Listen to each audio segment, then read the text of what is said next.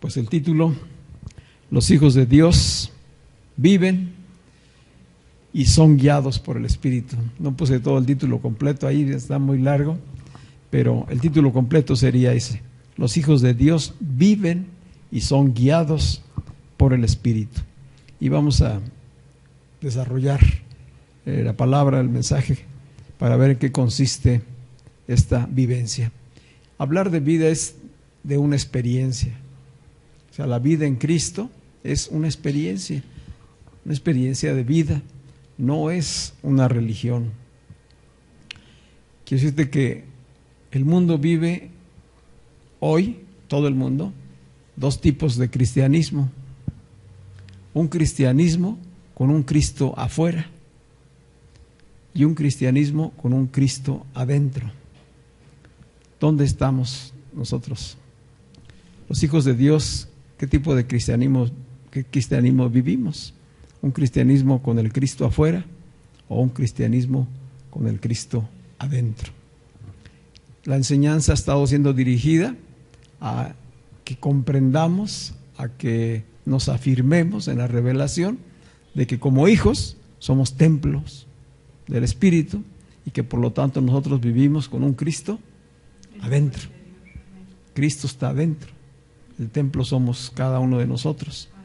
Y entonces si Él está vivo en mí, Él vive a través de mí. Y entonces es una experiencia de vida. La mayoría, las grandes mayorías, viven con un cristianismo que tiene un Cristo afuera. ¿Cómo lo sabemos?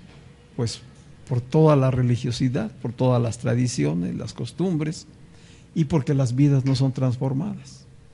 Que de nada sirve tener grandes construcciones o edificios tan hermosos como los que tiene Morelia, vacíos, con almas vacías, donde el Espíritu de Dios no está, donde el Espíritu de Dios no llena a las personas, no vive en las personas. Dice la Escritura, Dios no habita en templos hechos por manos de hombres. Dios vive en el corazón del quebrantado y humilde de espíritu, el que le ha conocido y le ha recibido. Entonces hay una gran diferencia entre un cristianismo con el Cristo afuera y un cristianismo con el Cristo adentro. Y la gran mayoría se inclina a vivir un cristianismo con un Cristo afuera. ¿Cómo lo sabemos? Pues porque solamente lo buscan en ciertas ocasiones, solamente lo van a buscar a ciertos lugares y el resto de sus vidas las viven sin Cristo. Piensan que a Cristo hay que ir a buscarlo a cierto lugar, que a Cristo hay que ir a encontrarlo en cierto día, que a Cristo hay que encontrarlo con ciertas personas. Y no se dan cuenta que Cristo quiere tener un encuentro vivo y personal con cada uno de los que creen en Él. Entonces, el ser hijos de Dios nos confirma que no vivimos una religión, que no formamos parte de una religión, que vivimos un cristianismo con un Cristo dentro, un Cristo vivo. Y que si Cristo está vivo, entonces debe mostrarse en mí, en mis relaciones, en mis acciones, en mis actitudes, en mi estilo de vida. Los primeros cristianos de los que habla la Escritura, de cómo fue el nacimiento de la iglesia y cómo se desarrolló, eran cristianos con el Cristo dentro. Cristo vino a eso precisamente, ¿verdad? Él vino a revelarnos al Padre y a finalmente vivir, no solamente estar 33 años aquí, sino vivir en aquellos que creyesen en el nombre, en el único nombre en el cual hay salvación, y poder hacer templos vivos del Espíritu. Y estos primeros creyentes daban testimonio a donde quiera que iban de un Cristo resucitado, de un Cristo vivo, de un Cristo que estaba dentro. Por eso no necesitaban templos, no necesitaban rituales, no necesitaban de fiestas o de cosas especiales. Simplemente donde ellos estaban, estaba Cristo. ¿verdad? 24 horas, los 7 días de la semana. Y les llamaron cristianos. Entonces el cristianismo no es una religión. Nunca Jesús vino a fundar una religión. Él vino a darles a conocer la verdad para que dejaran la religión, las tradiciones, las ceremonias, los ritos, y pudieran experimentar una vida personal, una relación personal con un Dios vivo, y que la única manera era a través de Jesucristo. Así que los hijos de Dios, pues estamos llamados a vivir una vida consecuente con nuestra naturaleza, que nuestra naturaleza ya no solamente es humana, carnal, sino que es también espíritu y vida. Y nosotros nos hemos ido dando cuenta que en todas las cartas del Nuevo Testamento que hemos leído, se da testimonio de que la experiencia en Cristo es una realidad cotidiana, que las cartas escritas son un énfasis y una preocupación de los apóstoles para que sepamos que hay que vivirlo. Si ustedes recuerdan lo que hemos leído en el Nuevo Testamento, allí no habla de rituales, allí ya no habla de tabernáculos. Cuando habla de ello, habla de cumplimiento. La profecía, todos los rituales que se hacían, el sacerdocio, todo habla de algo que ya fue cumplido en Cristo. Y hace un llamado a cada uno de los nuevos creyentes a vivir ahora conforme el modelo de Cristo. Y crecer, sabiendo que como se ha nacido en el Espíritu, hay necesidad de crecer, de desarrollar, de madurar, hasta ser hijos de Dios maduros, que reflejen a Dios mismo. Hace 8 días hablábamos de que el amor, que es espíritu en nosotros, el amor es espíritu, no es emoción. Primero es espíritu y después se hace emoción. ¿Sí? Es decir, los hijos de Dios primero conocemos el amor a través de Cristo, que nos revela que Dios es amor y que tanto amor tiene el Padre por sus hijos, que ha enviado a su Hijo mismo para que a través de Él seamos reconciliados. Y se entrega en amor, en un sacrificio total por causa del pecado del hombre, para que el hombre sea reconciliado con Dios. Esta revelación del amor de Dios me hace tener un encuentro con Dios y hacer que el amor me habite, el amor venga a habitarme en espíritu. Y ese amor que en espíritu está ahora en mí, claro que puede modificar mis emociones, puede modificar mis actitudes y me hace ver la vida y las circunstancias y las personas de otra manera. ¿Sí? Si yo por gracia he sido perdonado, he sido levantado, he sido llamado a ser hijo, pues en esa misma gracia que he recibido, tiendo a tener una conducta diferente con todos mis hermanos, con el prójimo, ¿verdad? Y veíamos que ese amor no puede quedar en palabras, no puede decir simplemente, pues sí, yo amo a Dios y Dios me ama y yo amo a mis hermanos, y dejarlo solamente en palabras, sino que hay que llevarlo a acciones concretas, hechos concretos, acciones como el perdón, acciones de servicio, acciones de reconocimiento, de uso de palabras que consuelen, que edifiquen, que sanen, a sanas relaciones. Es decir, hay toda una gama de maneras en que se puede expresar ese amor que está en mí. Pero lo principal es que sí esté en cada uno de nosotros. Y sabemos que entonces estamos llamados a aprender a amar, porque no sabíamos amar, no entendíamos realmente lo que era el amor. Y la palabra nos lo describe, ¿verdad? Recordamos 1 Corintios 13 y ahí nos da toda una definición de qué es el amor. Y pues si lo vemos desde la perspectiva humana, es difícil poder decir cómo voy a hacer todo eso. Pero si lo veo desde el Espíritu, que ahora mora en mí, veo que estoy capacitado para amar. Que lo que tengo que hacer es aprender a dar pasos, ¿sí? E irlo practicando. Bien, nuestro pasaje de hoy es la parte final del capítulo 3 de la primera carta de Juan, el apóstol del amor. Primera de Juan, capítulo 3, versículos 21 al 24. Voy a leerlo a partir del 21, Primera de Juan 3, 21. Y dice Juan, amados, ¿por qué usará tanto estas palabras Juan? Pues nos enseña precisamente que es practicar lo que está en nosotros, ¿verdad?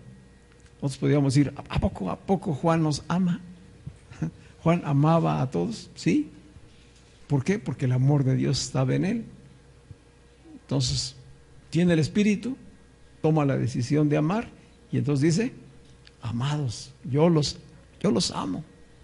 Yo estoy dispuesto a servirles. Yo estoy dispuesto a enseñarles. Estoy dispuesto a comprometerme con ustedes, ¿sí? Y entonces tiene mucho significado el que nos llame así. Dice Juan, amados, si no nos sentimos culpables, podemos acercarnos a Dios con plena confianza y recibiremos de Él todo lo que le pidamos, porque obedecemos sus mandamientos y hacemos las cosas que le son agradables. Este es su mandamiento. ¿Cuál es su mandamiento? Que creamos en el nombre de su Hijo, Jesucristo, y nos amemos unos a otros como Dios nos lo ha mandado. El que obedece sus mandamientos permanece en Dios y Dios en él. En esto sabemos que Él permanece en nosotros por el Espíritu que Él nos ha dado. De esa manera termina este capítulo el apóstol Juan y nos deja pues toda una reflexión en cuanto a evaluar y vernos en la condición de hijos de Dios delante de Dios. Dice él, si no nos sentimos culpables, podemos acercarnos a Dios. ¿Alguien se llega a sentir culpable? Antes vivíamos en una constante culpa y condenación, antes de ser perdonados, antes de haber recibido el perdón a través de Cristo. Pero una vez que hemos recibido por fe su perdón y hemos sido reconciliados con Dios, no hay por qué sentirnos culpables delante de Él, ¿verdad? Dice, el que teme es porque aún no ha reconocido el perdón que Dios le ha dado y entonces sigue sintiendo separado de Dios. Pero el que ya fue perdonado no tiene culpa delante de Dios y puede acercarse con plena confianza porque Jesucristo ha sido el mediador. Ahora, si nos revisamos nosotros en lo natural, en nuestra experiencia de vida, nos vamos a dar cuenta que aún siendo hijos de Dios, llegamos a sentirnos culpables. Porque tenemos algún problema con alguna persona, un ser querido, un familiar, a veces la familia, a veces es con los vecinos o en el trabajo, o algo hicimos que creemos que no estamos siendo agradables o congruentes delante de Dios y experimentamos culpa. La culpa es parte de la experiencia de la vida humana y que solamente se supera totalmente cuando empieza uno a vivirlo en el Espíritu. Sí, vivir en el Espíritu, caminar por el Espíritu, ser guiados por el Espíritu, nos ayuda a liberarnos de toda culpa, a ser libres y estar en la confianza de acercarnos en cualquier momento a Dios. El que se siente culpable tiende a no acercarse a Dios. Si una persona comete un acto que considera que es pecado o que es ilícito, que no es correcto, y comienza a alejarse de Dios. ¿Qué hizo Adán cuando pecó? Esconderse, ¿verdad? Dice que oyeron la voz de Dios, Adán, y corrieron él y Eva a esconderse. ¿Por qué se escondieron? Por la culpa. Habían desobedecido, sabían que habían fallado, se dieron cuenta de su condición vergonzosa y humillada delante de Dios y se escondieron. No querían darle la cara a Dios, no querían darle cuentas a Dios. Esa es una reacción humana. Y nosotros ya llegamos a experimentar, aún conociendo ya de Cristo. Cuando vivimos un cristianismo con el Cristo afuera, la gente sigue viviendo todos los días cotidianamente en culpa. Y entonces piensa que puede ir un domingo a una reunión o a X día de la semana y a cierto lugar y tener un momento de contrición o de confesión y poder salir un poquito liberado de su conciencia. Pero que el resto de la semana volverá a lo mismo, ¿Conocemos esa experiencia? Así era en el Antiguo Testamento, ¿verdad? Iban al tabernáculo, presentaban el animalito en el cual descargaban sus pecados, sus faltas, y entonces el sacerdote lo sacrificaba y salían de allí perdonados, limpiados con la sangre del inocente. Pero en cuanto salían, volvían a hacer tranzas, volvían a mentir, volvían a robar, volvían a hacer cosas indebidas, entraban en conflicto con los hermanos, etcétera. Y entonces se convierte en un círculo vicioso constantemente y se vive en culpa. Esa es una característica del cristianismo con el Cristo afuera. Un vivir totalmente en culpa y en una desconfianza, en una inseguridad de no poderse acercar a Dios. Pero dice Juan, pero si nosotros no nos sentimos culpables, si nosotros tenemos entendimiento de lo que Cristo ha hecho por nosotros, podemos acercarnos con plena confianza y vamos a recibir de Él todo lo que le pidamos. Vamos a recibir de Él todo lo que le pidamos. ¿Les gusta esa promesa? Dice, porque obedecemos sus mandamientos. Porque obedecemos sus mandamientos y hacemos las cosas que les son agradables. Eso está para subrayarse. Aquí está afirmando como una realidad. Una realidad es que los hijos de Dios obedecemos sus mandamientos y aparte hacemos las cosas que les son agradables. Todos decimos amén. Sin ninguna duda de que obedecemos todos sus mandamientos y hacemos lo que le es agradable a Él. A eso estamos llamados. Este es el nivel de madurez al que Dios nos llama. Y Juan lo dice aquí como ya una realidad. Los hijos de Dios obedecemos sus mandamientos y hacemos lo que le es agradable a Dios. Y por eso precisa Él, ¿cuál es ese mandamiento? Dice, todo se resume en creer en el nombre de su Hijo Jesucristo, que es mediante el cual obtenemos salvación, perdón, reconciliación y que nos amemos unos a otros como Dios nos ha mandado. Entonces, fe en Jesucristo, por la palabra revelada, por una vivencia del Evangelio y una práctica de amor entre nosotros. Y podemos decir que si hacemos eso, estamos caminando en obediencia total al Padre y estamos siendo agradables delante de Él. Eso está en los hijos de Dios. Dice, por eso el que obedece estos mandamientos permanece en Dios. Estamos en Dios y Dios está en Él, está en nosotros. ¿Cómo sabemos esto? Dice Juan, en esto lo sabemos, que Él permanece en nosotros. En esto sabemos que Él permanece en nosotros por el Espíritu que Él nos ha dado. ¿Qué nos dio Él? Su Espíritu. Su Espíritu. Dios decidió que la única manera en que el hombre podía ser reconciliado con Dios y vivir una vida agradable a Dios era que Dios mismo lo habitara. Es decir, si Dios no habita al hombre, es imposible que el hombre agrade a Dios. Es imposible que cumpla sus mandamientos. Así lo determinó Dios. La única manera es que Él venga a habitar, que Dios mismo esté en el hombre, dentro del hombre, no afuera.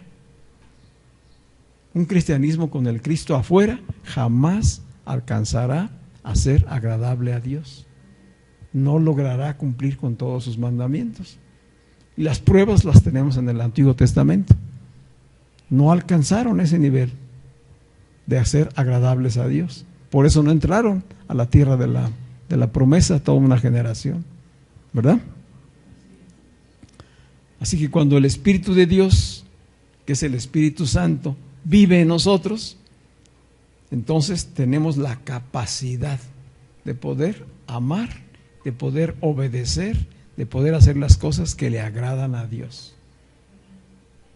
¿De dónde viene eso? De nuestro interior, no de afuera, no de 10 mandamientos que están ahí en tablas de piedra allá afuera, sino que están en el corazón mismo de cada uno de nosotros. Ahora que hay algo importante respecto al significado de lo que es vivir y ser guiado por el Espíritu. Cuando nosotros ya estamos en Cristo y el Espíritu de Dios nos habita, nuestros deseos, nuestra voluntad humana, nuestras emociones, nuestras tentaciones continúan.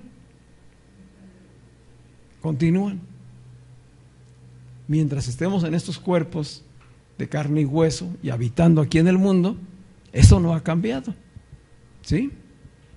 Hubo un cambio interior, una naturaleza diferente. Ahora somos espíritu, pero ahora es necesario que esa naturaleza espiritual del espíritu que nos habita conquiste, gobierne esta estructura, tome el control de nuestras emociones, de nuestros deseos, de nuestra voluntad, de nuestros pensamientos. ¿Cómo va a lograrse eso? Con su palabra. Solamente su palabra es la que va a poder hacer eso.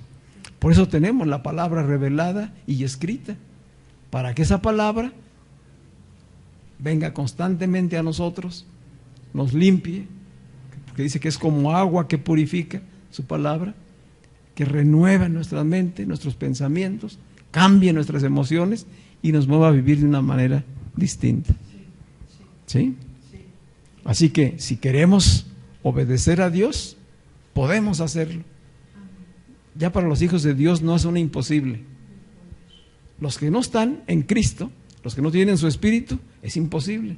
Pero los que lo tienen, los que tienen el Cristo dentro, Cristo los va a llevar a cumplir con todos los mandamientos, que se resumen en dos: amar a Dios y amar al prójimo.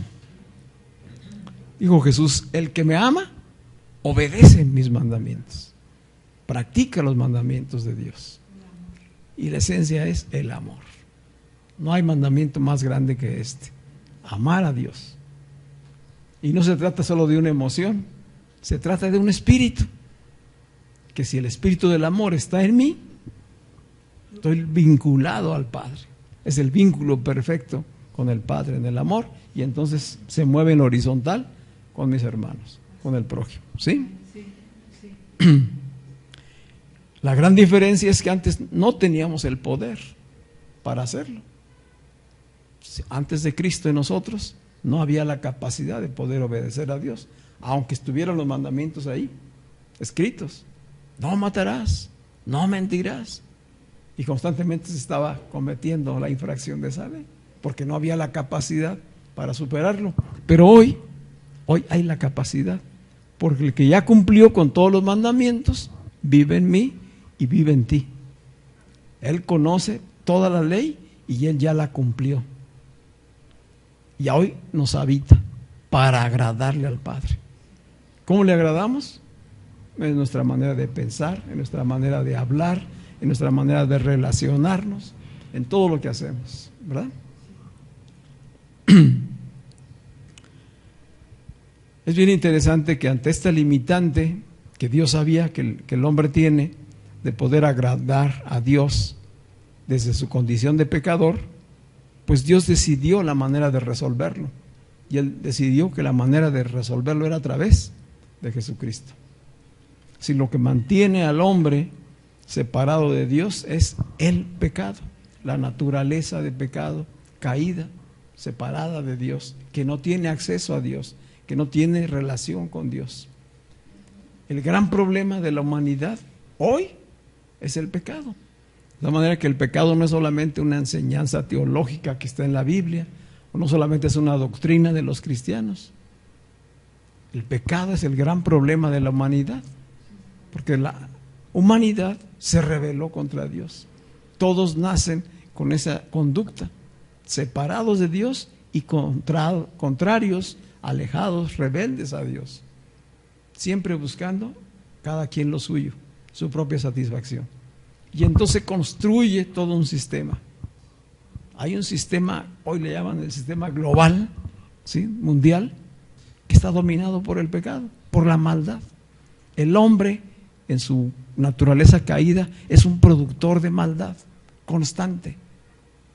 Es un productor de egoísmo, siempre está buscando sus propios deseos y se vive individualmente, separado de los demás. Todos los demás son competidores, son adversarios, son hasta enemigos. Es tremendo. De pronto a veces ya en las noticias escuchamos poco lo que está pasando en Ucrania. O sea, están muriendo hombres, hijos, padres, se están matando todos los días por ese egoísmo a causa del pecado. ¿Cómo es posible?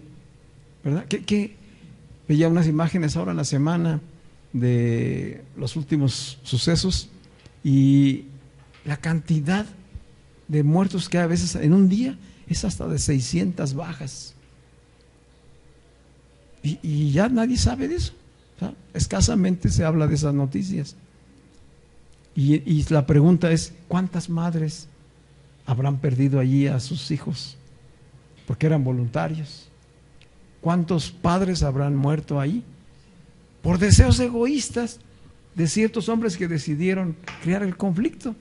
Y el que decidió crear el conflicto no está allí, él está allá muy lejos de donde se están enfrentando estas personas. Es un sistema perverso, ¿verdad? Y sin embargo, vemos en otros lugares otro tipo de circunstancias, pero igualmente atentando contra la vida. Sea el narcotráfico, sea problemas de tierras, o en fin, hay multitud de circunstancias, de odios, de rivalidades, de envidias que llevan a que una persona le quite la vida a otra. Y la cantidad de personas, de homicidios, no tanto de muertes naturales, sino de homicidios cada día en el mundo es muy alta. Yo creo que si se hiciera un balance de los últimos meses, la cifra es más grande que los que murieron por el COVID. Pero sin embargo, cuando la pandemia estaba en su apogeo, pues la cifra de muertos que nos hablaban a nivel mundial, pues era alarmante, ¿verdad? Era para infundir temor. Y luego de repente ellos se callan y ya no dicen nada, pero sigue habiendo muertos todos los días a causa de la maldad y de la perversión. El fondo es el pecado, esa naturaleza egoísta, separada, rebelada de Dios. Esa naturaleza es la que Dios decidió cambiar, transformar a través del sacrificio de Jesucristo. Y lo tremendo de este asunto es que ya fue resuelto. Esto ya fue resuelto hace 2000 años. Hace ya 2000 años que Cristo vino, habitó entre nosotros y resolvió el problema más grande de la humanidad, que es el pecado. Pero los hombres siguen viviendo sin este entendimiento. Piensan que es un asunto de religión.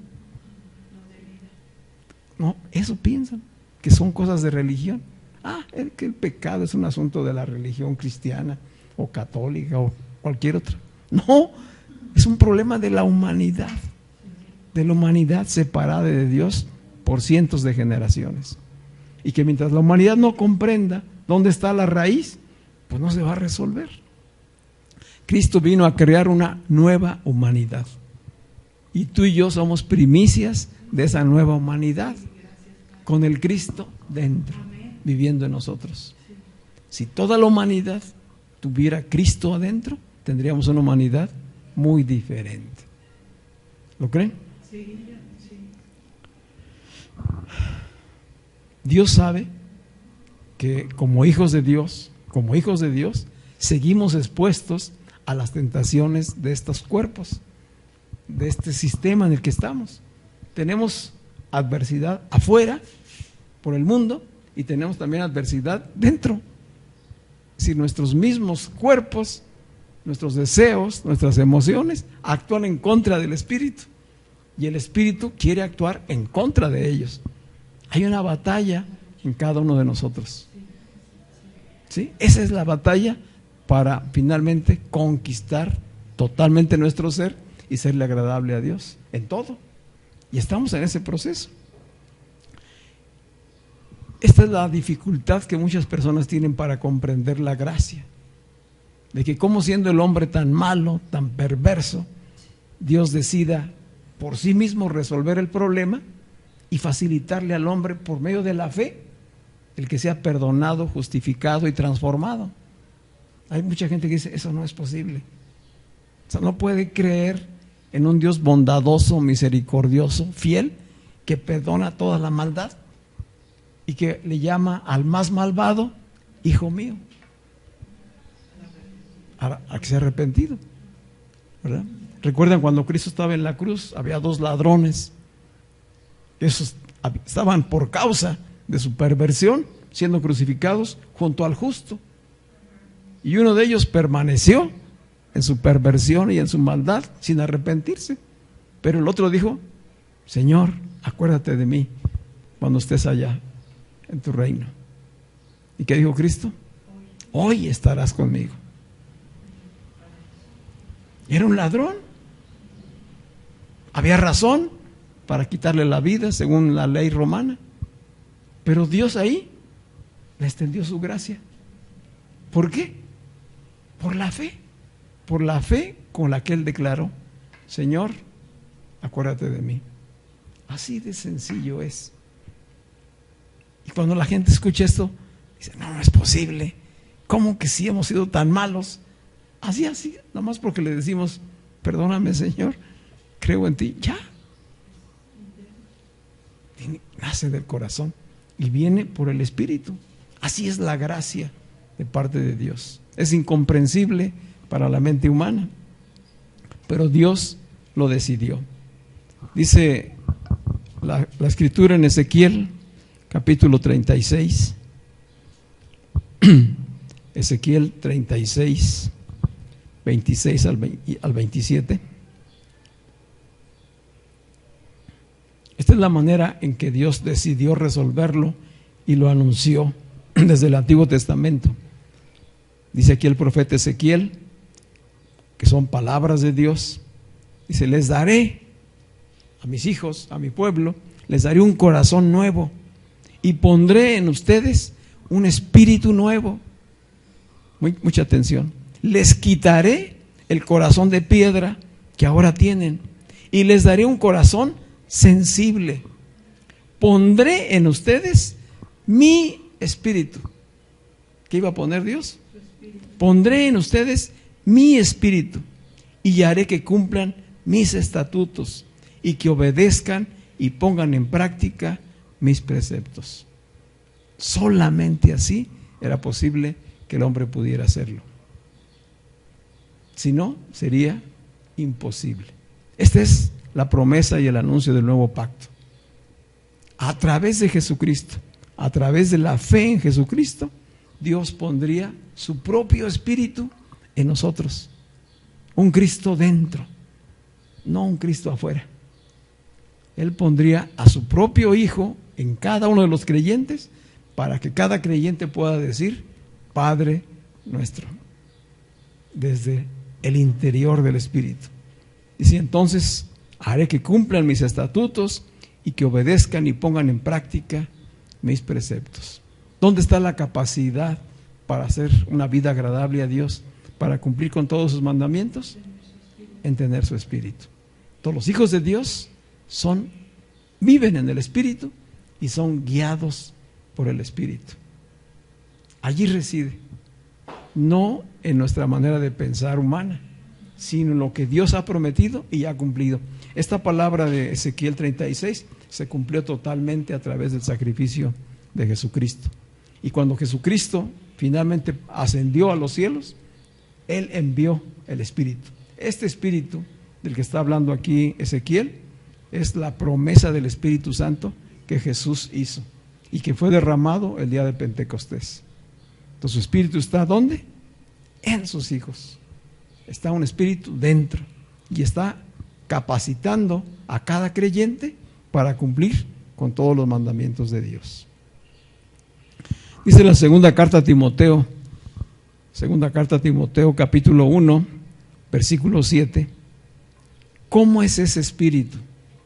Porque yo sé que llegan muchas preguntas y hay mucha confusión entre los mismos creyentes de cómo opera el Espíritu. Primero que nada opera por la fe, se recibe por la fe.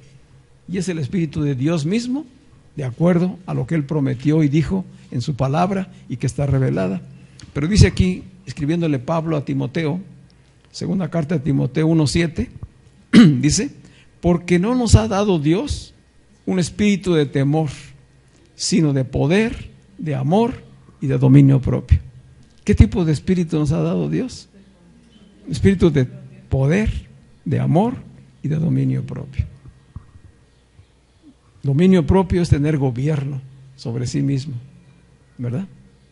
Amor, que es el espíritu mismo de Dios, y poder. ¿Poder para qué? Mucha gente hoy mismo está buscando en las reuniones el poder de Dios a través de señales, de milagros, de manifestaciones, con un Cristo afuera, con un espíritu afuera. Quieren ver la gloria de Dios en la reunión afuera, con luces, con humo, con música, con temblorinas, con risas, con danzas. Ahí está Dios. No. No. ¿Dónde está? Dentro. Dentro. ¿Sí? Y es un espíritu de poder. No para poder para hacer esas cosas. Claro que Dios puede hacer muchísimos milagros y cosas, lo sigue haciendo. Pero no es para eso el poder que dio a sus hijos. ¿Para qué es el poder? Para vivir la vida en el Espíritu. O sea, sin el poder de Dios, pues no podríamos hacer lo que es agradable a Dios. Entonces necesitamos, como aún tenemos que conquistar estos cuerpos nuestros de carne, necesitamos ese poder que viene por la fe en su palabra y por la convicción de que su Espíritu está en mí. Entonces yo tengo el poder para llevar a cabo el plan de Dios, la voluntad de Dios, para hacerle agradable a Él. ¿Sí estamos de acuerdo? Dice Filipenses, Pablo hablándole a los Filipenses, capítulo 2, versículo 13, dice: porque Dios es el que en nosotros produce así el querer como el hacer por su buena voluntad. Dios es el que en cada uno produce el querer como el hacer por su buena voluntad. Esta es la operación de la gracia. Necesitamos la gracia para tener acceso a la reconciliación con Dios. Y necesitamos la gracia y el poder de Dios para vivir la vida en Cristo. ¿Sí? De tal manera que la gracia es permanente en nosotros. Permanente. Para que vivamos y seamos guiados por el Espíritu. Dijo Pablo a los romanos: porque si ustedes viven conforme a la carne, morirán, porque la carne es perecedera. Pero si ustedes viven por el Espíritu, mediante el Espíritu harán morir las cosas de la carne, para entonces agradar a Dios. En eso estamos. Necesitamos ese poder. Necesitamos que ese poder produzca fortaleza en nosotros.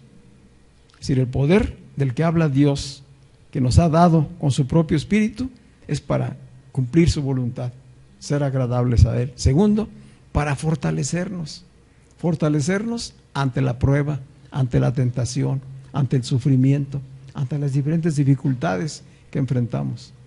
La fuerza y el poder están en cada hijo de Dios, no afuera, está en cada uno.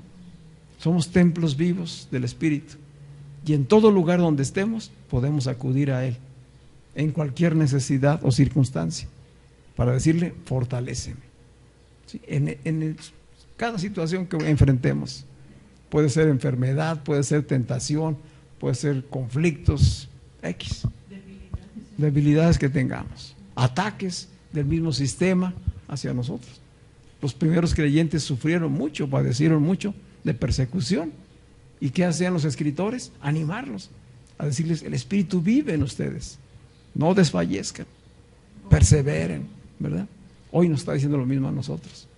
Están en medio ustedes de una generación perversa y maligna, que cada vez atenta mucho más contra Dios y contra los valores y verdades de Dios. Necesitan ustedes del poder del Espíritu para perseverar, para decir, hay esperanza, se puede vivir de una manera diferente, estamos guardados, nuestros hijos tienen bendición, nuestros nietos están bendecidos de antemano, porque pertenecemos a una nueva humanidad por causa de Cristo. ¿Para qué es ese poder? Para testificarle al mundo. Ese poder es para testificarle al mundo de que Dios ya resolvió el problema del pecado, de que Él tiene muchos hijos entre todas las ciudades y naciones y pueden venir al conocimiento de Dios y vivir de acuerdo a lo que le es agradable a Dios. Necesitamos ese poder para testificar. Dijo Dios en el libro de los Hechos 1:8, pero recibirán poder, ¿verdad? Y entonces me serán testigos aquí y en todo lugar. Así que vivir en el Espíritu es vivir con esta certeza, con esta convicción de Cristo dentro, no afuera. Todo lo que se produce afuera es solamente religión, tradiciones, hombres. Pero cuando es dentro, es vida en el Espíritu. Y segundo, que esa guía del Espíritu Santo tiene un propósito. Mucha gente piensa que la guía del Espíritu Santo es para que me diga si compro o no compro una casa, o cierta casa, o si saco o no saco un crédito, ¿verdad? O si escojo o no escojo tal carrera, o si me cambio de ciudad, o si escojo este trabajo. Piensa que para eso es la guía del Espíritu Santo. Y muchas veces, las más de las veces, no vamos a encontrar un texto en la Biblia que nos diga, sí, cómprate esta casa, ¿verdad? Endrógate con este crédito.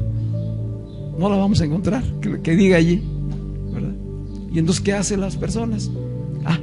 Pues tengo el sentir del Espíritu, que el Espíritu está diciendo que puedes hacerlo. Es humano. Es más el deseo y la manera humana de actuar nosotros en hacer las cosas que en sí la guianza del Espíritu. ¿Qué hace el Espíritu? El Espíritu nos guía a la verdad. Si te falta sabiduría, pídela a Dios. Y entonces dile al Espíritu que te ayude para pedir conforme a la voluntad de Dios. ¿Sí me explico? O sea, no es tanto que me diga si compro o no compro, si hago o no hago, si escojo por novia o por novio o tal. O sea, nuestras cosas no te las va a resolver la palabra. La palabra te da principios, te da verdades reveladas que te ayudan a tener sabiduría para tomar decisiones. Y aparte te puso en un cuerpo para que ahí haya multitud de sabiduría, de gente con experiencia, con gente con madurez, con la que puedas tener la oportunidad de normar un criterio y digas, mi decisión puede ser correcta, y entonces la pongo en manos de Dios. Encomienda a Jehová tu camino y todo te saldrá bien, ¿verdad? Sí me expliqué. Entonces, ser guiados por el Espíritu no tiene nada que ver con nuestros deseos y nuestras aspiraciones y cosas que queremos hacer. La guianza del Espíritu Santo está diseñada para combatir el pecado. Dios ha puesto su Espíritu en nosotros como una guía para luchar contra el pecado. A veces llegamos a oír la expresión, pues en esta decisión tengo paz de Dios y entonces lo voy a hacer. Las decisiones del Espíritu de Dios son una batalla, son una guerra. O sea que cuando tengas esa paz de Dios, pues pregúntate si será de Dios, ¿verdad? Porque cuando el Espíritu actúa, te mete a una batalla, te mete en una guerra entre lo que son tus deseos y lo que es la voluntad de Dios. Allí sí está la guía del Espíritu Santo. Y esto está en la Escritura. 2 veces aparece en la Escritura la guianza o la palabra guía del Espíritu Santo. La primera vez está en Romanos 8:14. Romanos 8:14, que dice, porque todos los que son guiados por el Espíritu de Dios, todos los que son guiados por el Espíritu de Dios, los tales son hijos de Dios. Todos los que son guiados por el Espíritu de Dios, Esos son hijos de Dios. ¿Guiados para qué o a dónde? Guiados a combatir la naturaleza de pecado, lo que se opone a Dios, lo que se opone a tu crecimiento, lo que se opone a que vivas una vida totalmente agradable a Dios, ¿verdad? Es decir, el vencer las tentaciones, el salir adelante a pesar de los errores, las dificultades, de mis fallas humanas, reside en esa guía del Espíritu Santo en nosotros. Nos lo ha dado. Esto es lo que ya Ezequiel había dicho: les daré un espíritu nuevo y lo pondré mi propio espíritu en ustedes. Ese es el espíritu al que estamos acudiendo para vencer el pecado, la carne, los deseos de la carne. Dice el contexto de ese versículo que les leí de Romanos 8:14, dice Pablo: así que, hermanos, somos deudores no a la carne para vivir conforme a la carne, porque si vivimos conforme a la carne, habremos de morir. Pero si por el Espíritu hacemos morir las obras de la carne, viviremos. ¿De qué se trata? De hacer morir las obras de la carne, hacer morir los deseos, los malos pensamientos, las tentaciones, todo eso que aún queda en nuestros cuerpos y mentes de la vieja naturaleza. Necesitamos hacerlo morir. ¿Cómo? El Espíritu. El Espíritu de Cristo mismo que está en nosotros nos recordará y nos dirá que juntamente con Él estábamos ahí crucificados, y que ya ese pecado fue crucificado, ya fue muerto. No es necesario que te pongas una cruz o que te hagas mandas, ¿verdad?, dolorosas para poder alcanzar el perdón de Dios. No, para eso ya lo hizo Cristo. ¿Qué necesitamos? Comprender el sacrificio de cruz. Creerle a Dios que ya lo hizo por ti, y entonces decir: en mí está el poder para vencer cualquier tentación o circunstancia. Y si fallé, sé que tengo abogado delante del Padre que me ayuda, ¿sí?, a ser perdonado, reconciliado y continuar adelante confiando en Él. La segunda vez que aparece la palabra que ser guiados por el Espíritu está en Gálatas 5:18. Gálatas 5:18. Voy a leer desde el 16. Gálatas 5:16. Dice Pablo: andad por el Espíritu, es decir, vivan en el Espíritu y no satisfagan el deseo de la carne, porque el deseo de la carne es contra el Espíritu y el del Espíritu es contra la carne, pues estos se oponen el uno al otro. ¿Qué hay?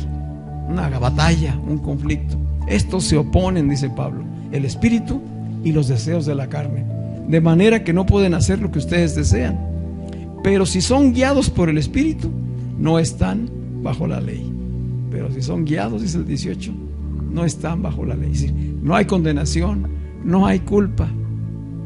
Ya no hay condenación ni hay culpa. Esa es la gracia en la que estamos de parte de Dios, por el Espíritu que está en nosotros. ¿A qué nos guía el Espíritu?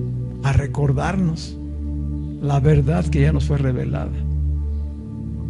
Decir, pues me tropecé, cometí un error, ¿verdad? O hice algo que creo yo que no le agrada a Dios, y entonces Cristo dentro nos dice: tú eres hijo, eres amado, ya fuiste perdonado, ¿verdad? Estás en el proceso de transformación.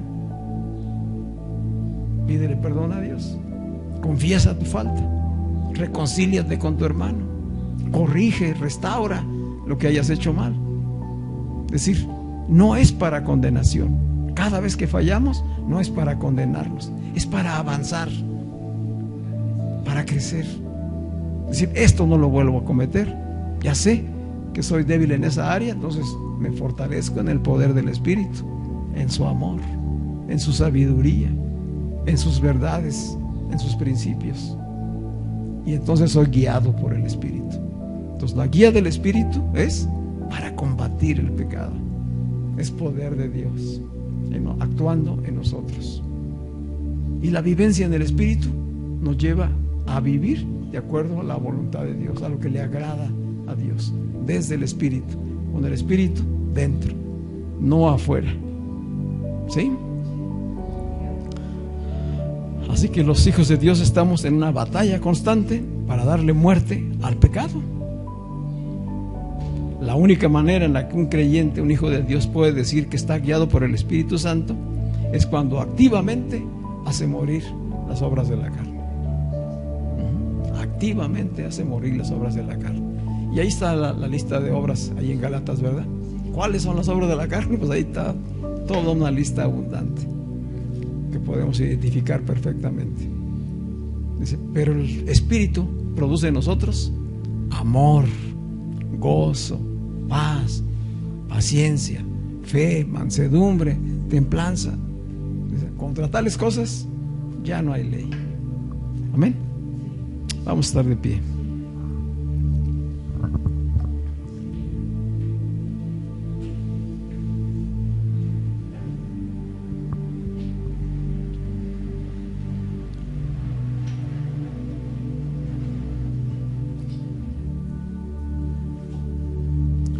Por eso decía el apóstol Juan, sabemos, en esto sabemos.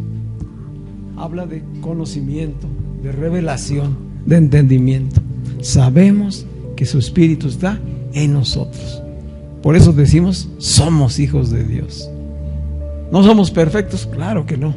Estamos en proceso de transformación, pero tenemos un espíritu diferente, un espíritu que produce un carácter distinto, que no busca afuera, no busca afuera, está buscando en ese Cristo que ya nos habita y que está en cada uno de los hermanos.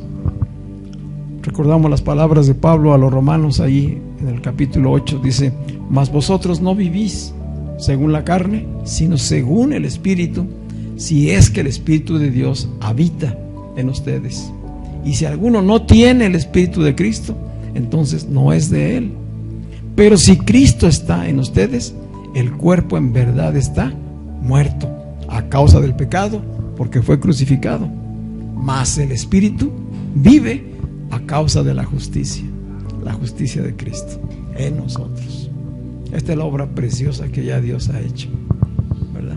Una obra de gracia, no es por méritos, no es por cosas que hagamos nosotros, es un regalo de parte de Dios a nuestras vidas.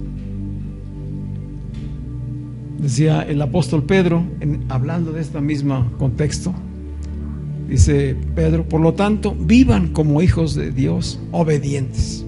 Vivan como hijos obedientes de Dios. No vuelvan atrás a su vieja manera de vivir, buscando satisfacer sus propios deseos. Antes ustedes lo hacían por ignorancia. Antes lo hacían por ignorancia, porque no estaban en Cristo. Pero ahora ustedes sean santos en todo lo que hagan, tal como es santo Dios, quien los eligió, ¿verdad?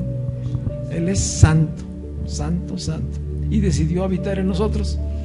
Entonces, ¿dónde está el santo? En nosotros. Sean santos, dice. Sean santos conforme corresponde a ese Espíritu que vive en ustedes. No perfectos todavía, pero siendo guiados por el Espíritu, viviendo por el Espíritu. Amén. Padre, te damos gracias por tu palabra, Señor. Tu palabra que es espíritu, que es vida, Señor. Y tu palabra produce fe en cada uno de nosotros, Señor. Que esta palabra que hoy hemos escuchado, Señor, produzca, ponga la medida de fe que cada uno necesitamos, Señor, para ser afirmados en la identidad de hijos de Dios, libres de culpa, libres de toda condenación, deseosos de ser llenos del Espíritu Santo cada día, Señor, porque queremos experimentar una vida que te agrade totalmente a ti, Señor, porque nos has capacitado. Ya no es una cuestión de si podemos o no podemos, es una cuestión de si creemos o no creemos, sabemos o no sabemos. Y hoy sabemos que somos hijos tuyos, que tu palabra, que es vida, ha venido a ser morada en cada uno de nosotros por Jesucristo, que es la luz, que es la vida, que es la justicia y que nos ha dado santificación delante de ti, Señor. Te damos gracias por ese privilegio que tenemos, Señor, de haber sido escogidos, de haber sido llamados a ser edificados por tu palabra, Señor. Gracias porque hoy tu Espíritu está en nosotros y con nosotros, Señor. Pedimos que sea tu Espíritu el que nos guíe cada día, Señor, a pedir conforme conviene, a alabarte, a exaltarte, a adorarte, Señor, con todo lo que hacemos, Señor. Todo lo que hacemos, sea que comamos, sea que bebamos, sea que caminemos, hagamos, en todo lo que hagamos, Señor, estemos buscando siempre darte gloria y honra, porque tu Espíritu está guiándonos y haciéndonos vivir de forma agradable a ti, Señor. Gracias, porque es por tu amor, ha sido por tu gracia y por tu misericordia que cada uno de nosotros lo hemos alcanzado, Señor. Renueva nuestras mentes, cambia nuestra manera de pensar, de sentir, para que también se modifique nuestra manera de vivir, Señor, de relacionarnos, de caminar en victoria cada día, Señor, porque el victorioso está en cada uno de nosotros, en el nombre de Jesús. Amén. Every single day.